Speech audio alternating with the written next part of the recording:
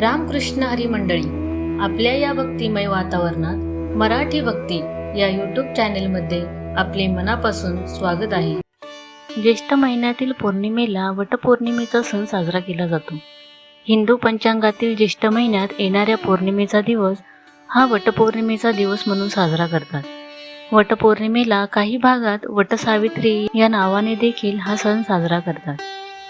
आपल्या पतीच्या दीर्घायुष्यासाठी तसेच निरोगी जीवनासाठी, उत्तम आरोग्यासाठी महिला वटपौर्णिमेचा उपवास करतात आणि वडाच्या झाडाची पूजा करतात। वटपौर्णिमेचा दिवस कधी आणि या दिवशीचा शुभ मुहूर्त नेमका कधी आहे ते जाणून घेऊया। यंदा ज्येष्ठ महिन्यातील पौर्णिमा तिथी शुक्रवारी 21 जून रोजी सकाळी 7:31 सुरू होईल आणि 22 जूनला संध्याकाळी 5:37 संपेल। वटपौर्णिमा पूजेचा शुभ मुहूर्त 21 जून रोजी सकाळी 5:24 ते 10:30 पर्यंत असणार आहे। पतीच्या दीर्घायुष्यासाठी वटपौर्णिमेचं व्रत केलं जातं।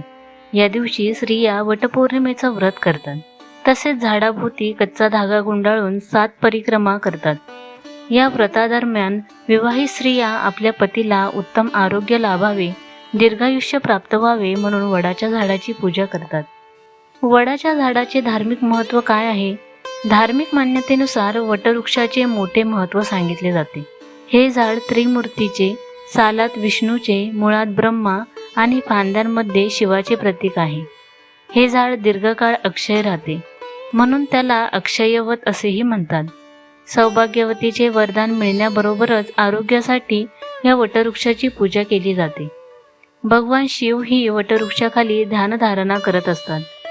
वटवृक्ष अनेक औषधी गुणधर्मांनी समृद्ध आहे। देवते समान मानले जाणारे वटवृक्ष सर्व मनोकामना पूर्ण करण्याचे केंद्र मानले जाते।